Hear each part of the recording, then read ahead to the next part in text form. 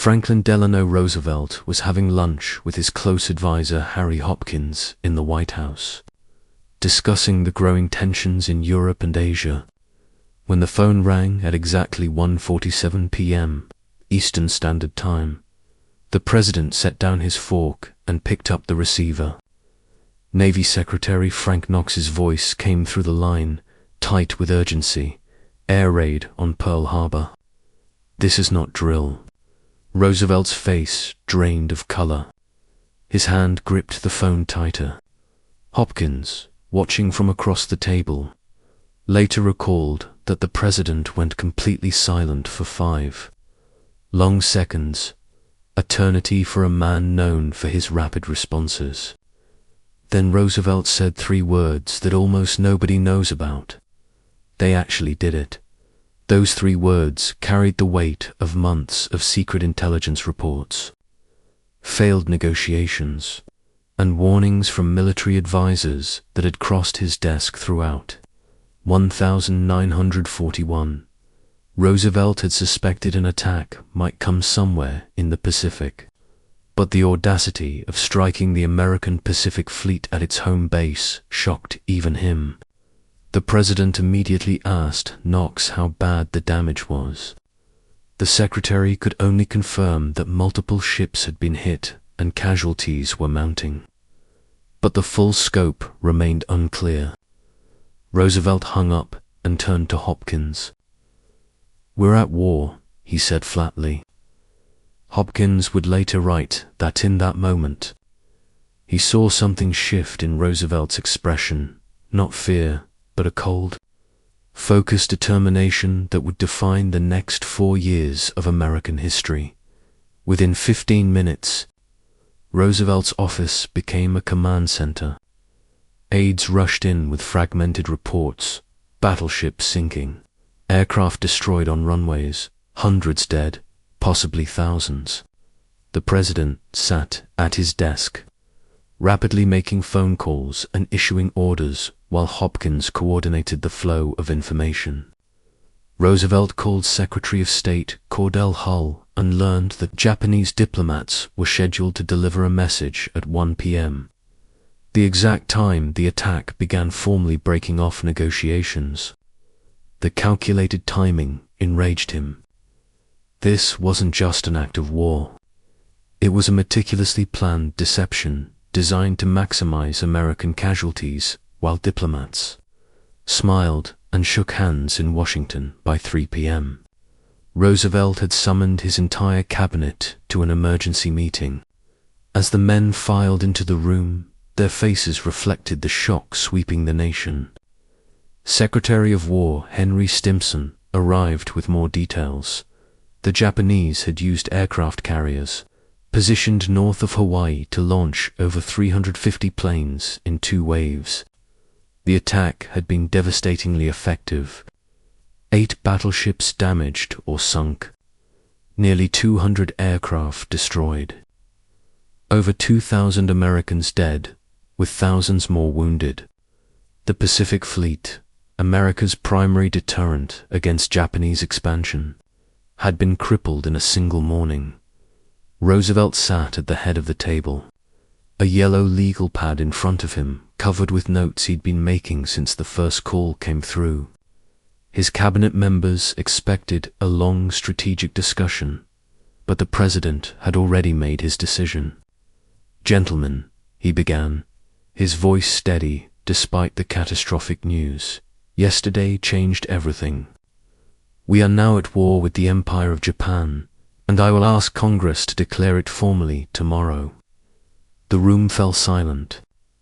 Everyone understood the magnitude of what was coming. America, which had struggled to stay neutral while Europe burned, was about to enter the largest conflict in human history. What happened next surprised even his closest advisors. Roosevelt didn't launch into a lengthy analysis of military strategy or political implications. Instead, he spoke about the American people. He said the attack had awakened something in the nation that had been dormant since the end of World War I, a unified sense of purpose. The Japanese have made a terrible mistake. Roosevelt continued. They have attacked us thinking we're soft, divided, and unwilling to fight. They will learn otherwise. Secretary Stimson later wrote that Roosevelt displayed no panic, no hesitation, only an absolute certainty that America would prevail. The meeting lasted 3 hours. Military commanders joined by secure telephone lines to provide updates as more information flowed in from Hawaii. Roosevelt asked pointed questions about readiness, industrial capacity, and military strategy, absorbing every detail. He wanted to know how quickly factories could convert to war production, how many men could be mobilized, and what targets Japan might strike next. The answers weren't encouraging. America was unprepared for a Pacific War on this scale. But Roosevelt refused to dwell on weaknesses.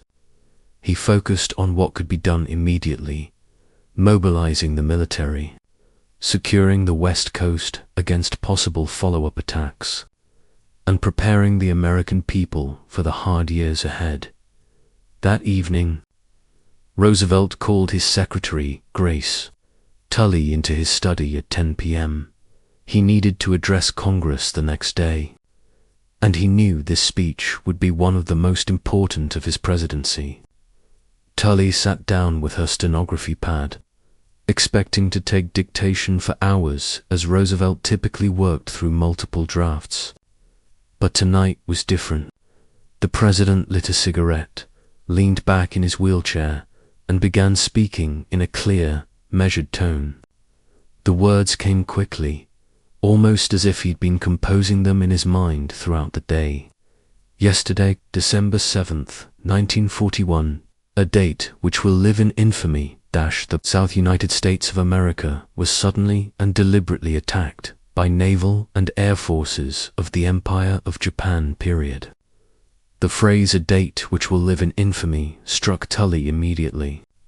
Roosevelt had originally considered saying "a date which will live in world history," but he changed it at the last moment, choosing a word that carried moral weight: infamy, suggesting not just an attack, but a profound act of treachery and dishonor. This wasn't just about military strategy. It was about defining the attack in terms that would resonate with every American. From farmers in Kansas to factory workers in Detroit, Roosevelt continued dictating, building his case methodically. He emphasized that America had been at peace with Japan, that diplomats were still negotiating when the bombs fell, and that the distance from Japan to Hawaii proved the attack had been planned for many days or weeks, while Japan's representatives smiled and made promises in Washington. Each sentence carried a dual purpose: informing Congress of the facts while simultaneously stoking righteous anger at the deception. Roosevelt understood that winning the war would require total national commitment, and that commitment began with making every American understand the nature of the enemy they faced. The president worked for 90 minutes with only brief pauses. He listed the other targets Japan had struck simultaneously: Hong Kong, Guam, the Philippine Islands, Wake Island, and Midway Island, painting a picture of a coordinated offensive across the entire Pacific theater. He wanted Congress and the American people to understand this wasn't an isolated incident, but the beginning of a massive campaign of conquest. Then he pivoted to American resolve. No matter how long it may take us to overcome this premeditated invasion, the American people in their righteous might will win through to absolute victory, period. The phrase righteous might was deliberate trichus to emphasize the moral justification. Might to promise, overwhelming force. When Roosevelt finished, he looked at Tully and asked her to type it up immediately. The speech was only 500 words, shockingly brief for such a momentous occasion. Most presidential addresses ran much longer, but Roosevelt understood that this moment didn't call for lengthy explanation or philosophical reflection. It called for clarity, determination, and speed. Americans were frightened, angry, and desperate for leadership. They needed to hear their president speak with absolute certainty about what had happened and what came next. The brevity itself would become part of the speech's power. Every word mattered. Nothing was wasted while Roosevelt crafted his public response. Behind closed doors, he faced pressures that history has largely forgotten. His military advisors were panicking about the scope of the disaster. Some estimates suggested it could take 2 years or more just to rebuild the Pacific Fleet to pre-attack strength. The Japanese Navy now dominated the Pacific, and intelligence reports indicated they were planning to seize strategic islands across the region, potentially even threatening the West Coast.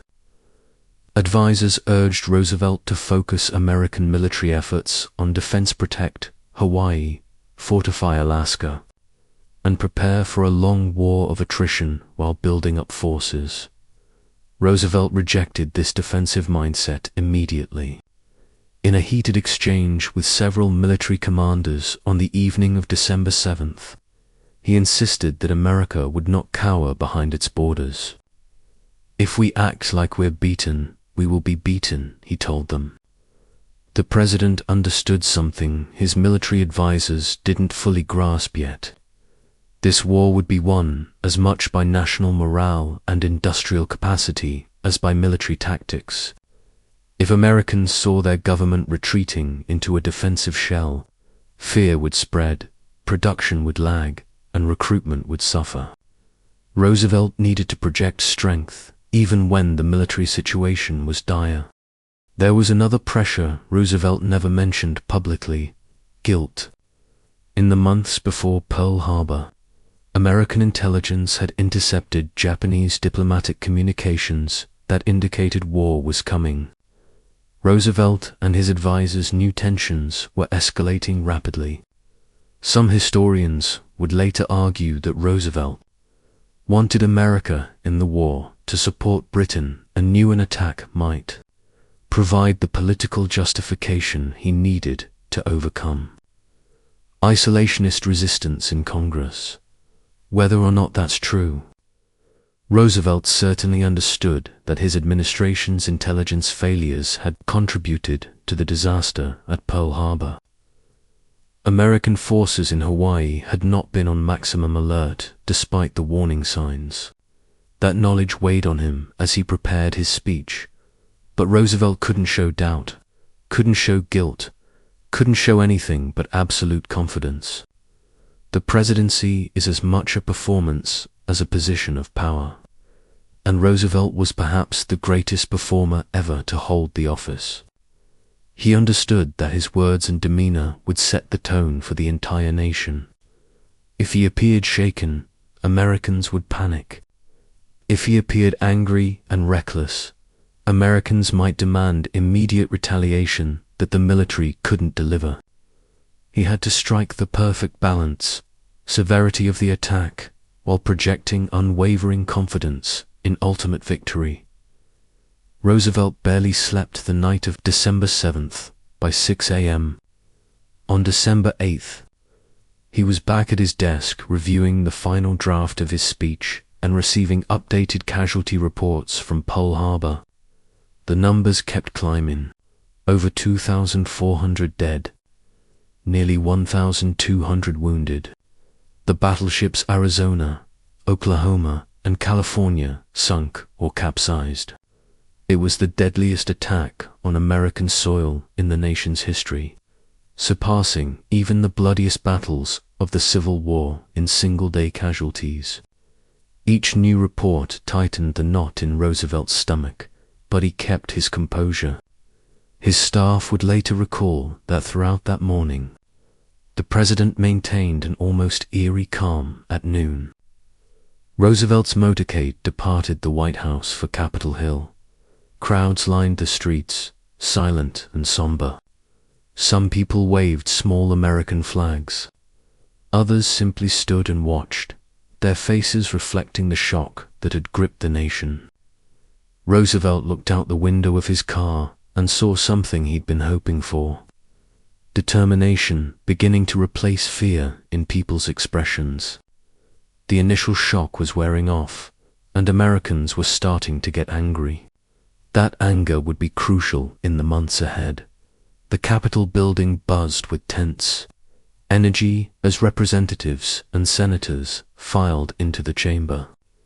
This wasn't a typical joint session. There was no partisan posturing, no political maneuvering. Democrats and Republicans sat together in grim solidarity. The attack had achieved something no politician could.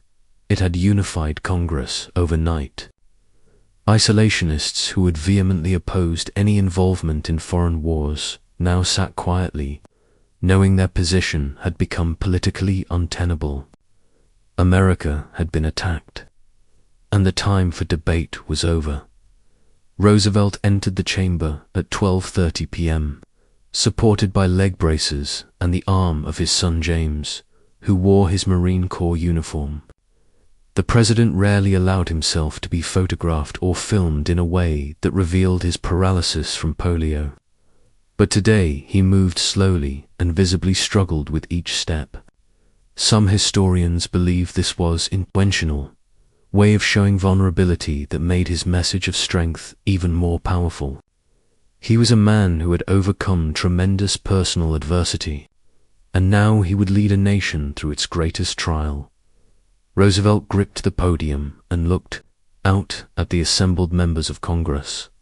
The chamber was packed to capacity, with people standing in the aisles and crowding the galleries above. Outside, millions of Americans huddled around radios in homes, offices, factories, and shops, waiting to hear their president's words. Roosevelt began speaking in his distinctive voice, calm, measured, and absolutely certain. Mr. Vice President, Mr. Speaker, members of the Senate, and of the House of Representatives, yesterday, December 7th, 1941, a date which will live in infamy, the United States of America was suddenly and deliberately attacked by naval and air forces of the Empire of Japan, period. The words rang through the chamber. The phrase "a date which will live in infamy" immediately became iconic, capturing both the historical significance and moral outrage of the moment. Roosevelt paused after that opening sentence, letting it sink in. He continued, methodically laying out the facts. America had been at peace with Japan. Diplomatic talks were ongoing when the attack occurred.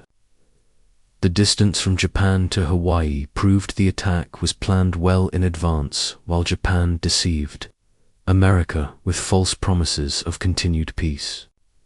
Roosevelt's voice remained steady, but each sentence built the case for war with prosecutorial precision. This wasn't a call for vengeance. It was a statement of unavoidable necessity. Japan had made war inevitable by its actions.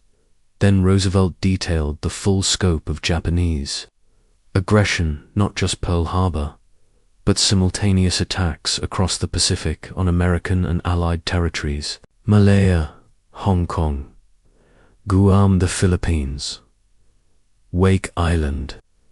Midway's name another piece of evidence that Japan was engaged in a massive campaign of conquest. By listing them all, Roosevelt made clear this wasn't about one attack on one base. This was about Japanese imperialism threatening the entire Pacific region and America's interests within it. The speech shifted to consequences and resolve. The attack yesterday on the Hawaiian Islands has caused severe damage to American naval and military forces, period. I regret to tell you that very many American lives have been lost, period. Roosevelt's acknowledgement of casualties was brief but powerful. He didn't dwell on the losses or describe the carnage that would have seemed exploitative. Instead, he honored the dead by focusing on what their sacrifice demanded from the living: total commitment to victory, As Commander-in-Chief of the Army and Navy, I have directed that all measures be taken for our defense, period. But always will our whole nation remember the character of the onslaught against us, period. This was Roosevelt's promise. America would not forget, and America would not forgive. The phrase character of the onslaught elevated the attack beyond a military event to a moral crime. Japan had revealed its true nature through deception and brutality, and that revelation would fuel American determination throughout the war. Roosevelt built to his conclusion with the confidence of a man who already saw the end from the beginning. No matter how long it may take us to overcome this premeditated invasion, the American people in their righteous might will win through to absolute victory, so help us God, period. The phrase absolute victory was crucial.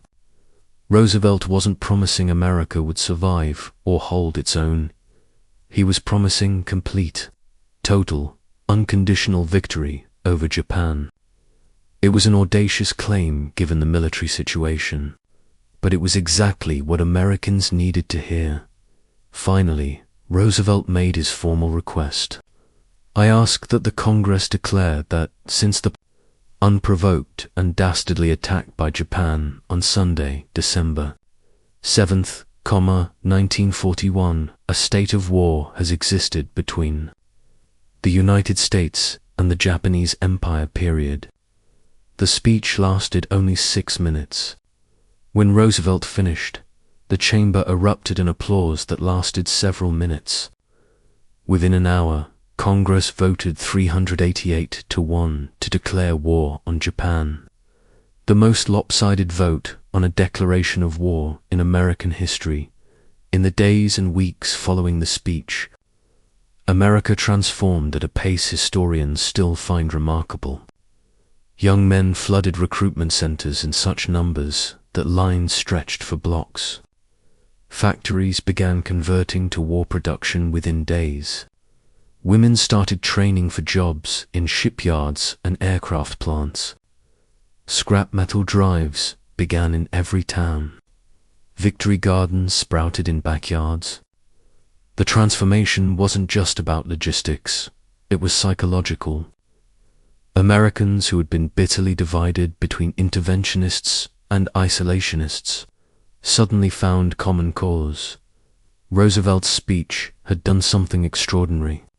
It had channeled shock and grief into focused determination. By keeping his address brief and emotionally controlled, by avoiding graphic descriptions of carnage or calls for revenge, by framing the conflict in terms of defending democracy rather than ethnic hatred, Roosevelt had set the tone for how America would fight the war.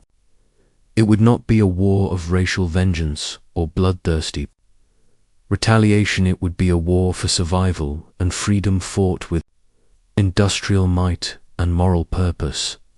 The President himself threw himself into the war effort with remarkable energy. Despite his physical limitations, he worked 14-hour days, coordinating with military commanders, meeting with industrial leaders, and communicating with Allied leaders. Behind the scenes, Roosevelt pushed his advisors to think bigger and move faster. When military planners estimated it would take 3 years to build the forces needed to challenge Japan, Roosevelt cut that timeline in half and ordered factories to run 24 hours a day. When economists warned that the necessary war production would bankrupt the nation, Roosevelt replied that a bankrupt America was better than a conquered one. But Roosevelt never lost sight of the human cost. He regularly reviewed casualty reports from every theater of the war, and he made a point of reading letters from soldiers and their families. He understood that his speech on December 8th had made a promise absolute victory, and that promise would cost hundreds of thousands of American lives before it was fulfilled. The weight of that knowledge aged him visibly. Photographs from early 1942 show a president who looks years older than pictures from just months before. One of history's great ironies is that Franklin Roosevelt, who became one of the most celebrated wartime presidents in American history, desperately wanted to avoid war until Pearl Harbor made it unavoidable. Throughout 1940 and 1941, Roosevelt had walked a political tightrope, trying to support Britain against Nazi Germany while respecting the strong isolationist sentiment among Americans who remembered the horrors of World War I. He'd provided military aid through creative programs like Lend-Lease, but he couldn't commit American forces to combat without political support. Pearl Harbor gave him that support overnight, but at a terrible price. The attack he'd hoped to prevent through diplomacy and deterrence had occurred, and it had been catastrophically successful. Now Roosevelt faced a two-front war against Japan in the Pacific, and after Germany declared war on America on December 11th against Nazi Germany in Europe. The scale of the challenge was almost incomprehensible. America would have to build the largest military force in its history, while simultaneously becoming the arsenal of democracy that supplied Britain, the Soviet Union, and other allies with weapons and supplies. Roosevelt approached this challenge with a combination of bold vision and pragmatic flexibility. He set production goals that seemed impossible: 50,000 aircraft in 1942, 100,000 in 1943, and American industry met them. He coordinated grand strategy with Churchill and Stalin, while managing the massive egos and competing agendas of his own military commanders. He maintained civilian morale through his fireside chats, speaking directly to Americans in their living rooms about the progress of the war and the sacrifices required. And through it all, he never forgot the words of his Pearl Harbor speech, the promise of absolute victory. The war aged Roosevelt terribly. By 1944, he was visibly frail, suffering from high blood pressure and heart disease. His doctors warned him that another term as president might kill him. But Roosevelt refused to step aside while the war remained unfinished. He won an unprecedented fourth term in November 1944, even as his health deteriorated. In the last months of his life, Roosevelt focused on planning for the post-war world, the creation of the United Nations, the occupation of Germany and Japan, the prevention of another global conflict. He would not live to see the absolute victory he promised on December 8, 1941.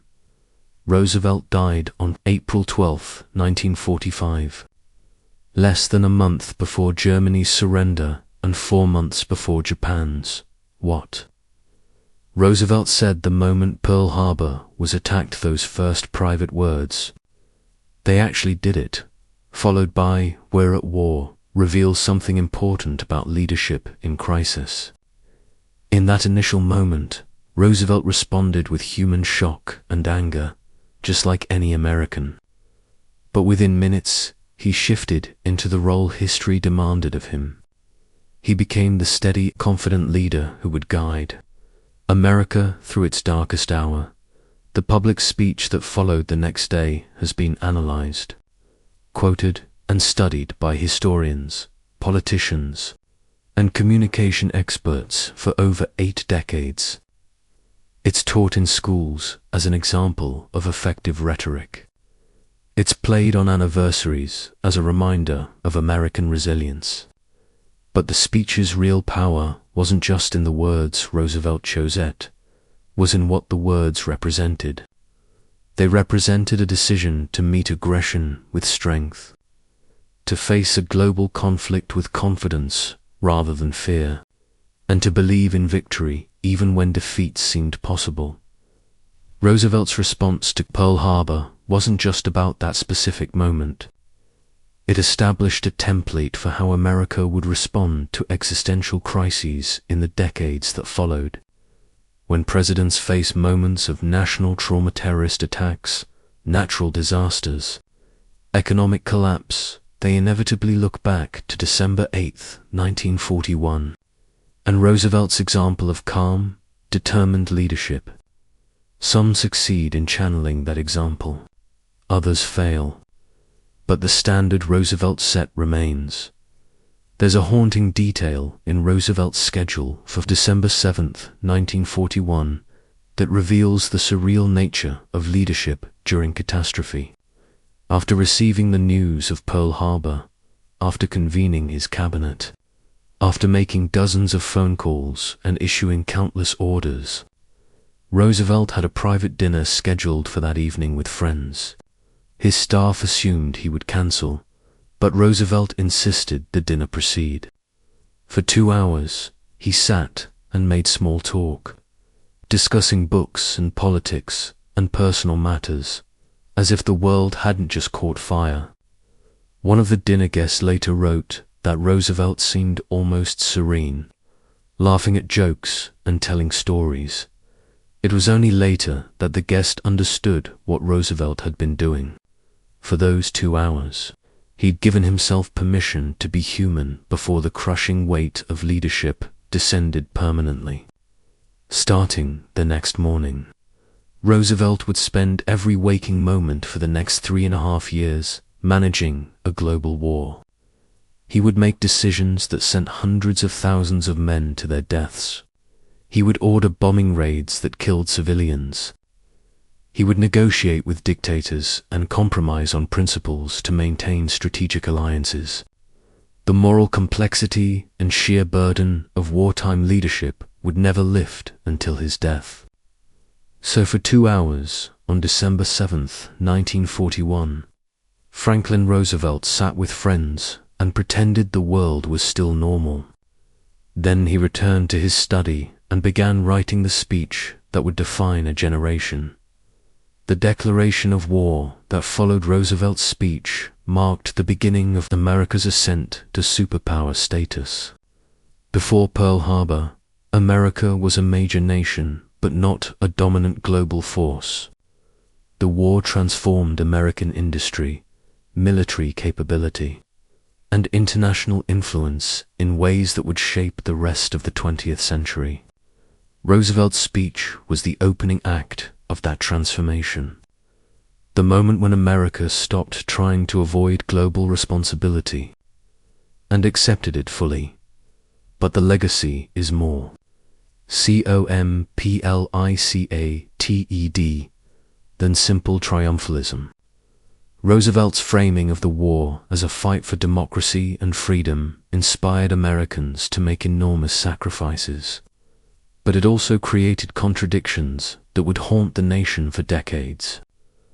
America fought a war against racist tyranny while maintaining racial segregation in its military and society. It championed freedom while interning Japanese American citizens in camps based purely on their ethnicity. Roosevelt's soaring rhetoric about righteous might and absolute victory created expectations that couldn't always be met, especially in the messy reality of post-war geopolitics. The emotional power of Roosevelt's December 8th speech also established dangerous patterns. Future presidents would try to replicate that moment, seeking to rally the nation through military action framed in moral absolutes. Sometimes this was justified. Sometimes it led to disasters. The lesson of Roosevelt's speech shouldn't be that war is glorious or that military responses always work. The lesson should be about leadership in moments of genuine crisis, the importance of honesty, clarity, and determination when the nation truly needs it. Roosevelt's first words upon learning of Pearl Harbor, "They actually did it," revealed that he'd been expecting an attack, but hoping it wouldn't come. His public words the next day, a date which will live in infamy, showed his understanding that this moment would define American history for generations. Between those two statements lies the essence of leadership, the recognition of terrible reality followed immediately by the determination to shape how that reality is understood and confronted. On every anniversary of Pearl Harbor, news programs play clips of Roosevelt's speech. Survivors of the attack are interviewed until their numbers dwindle. Politicians invoke December 7th as a reminder of American resilience.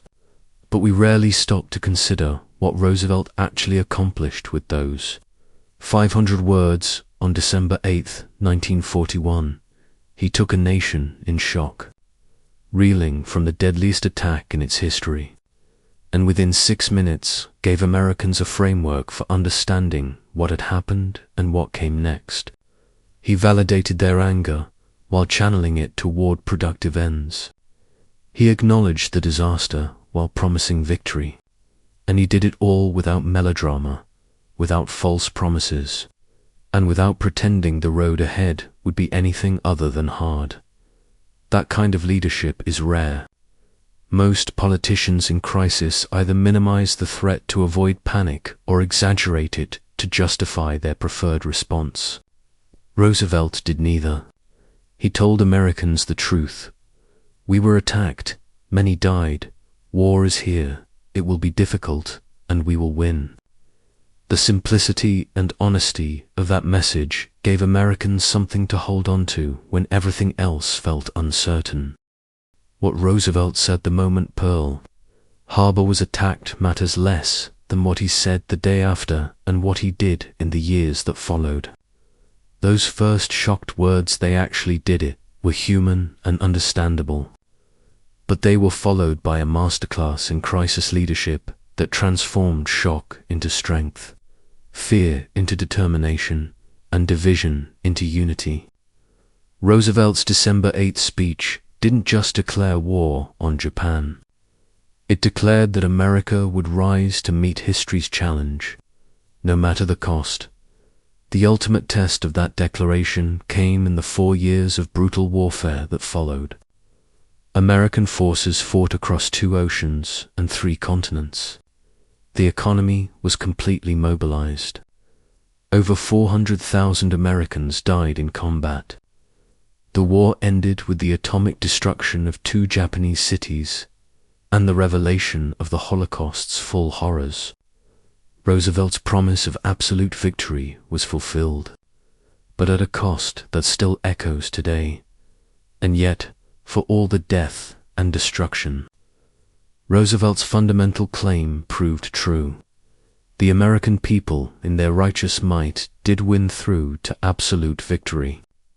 The speech he gave on December 8, 1941, wasn't just rhetoric, it was prophecy. Roosevelt saw what Americans could become if they found common purpose, and his words helped create that purpose. This is the real power of leadership in crisis, not just responding to events, but shaping how people understand those events and what they believe is possible in response. If you want to understand American history, you have to understand December 8, 1941, and the 6 minutes that changed everything. Roosevelt's speech was more than words, it was a pivot point between one America and another, between a nation that avoided global conflict and one that would dominate the 20th century. What Roosevelt said the moment Pearl Harbor was attacked was shock. What he said the next day was destiny. The difference between those 2 statements is why Franklin Delano Roosevelt is remembered as one of history's greatest leaders, and why his words still echo 84 years later.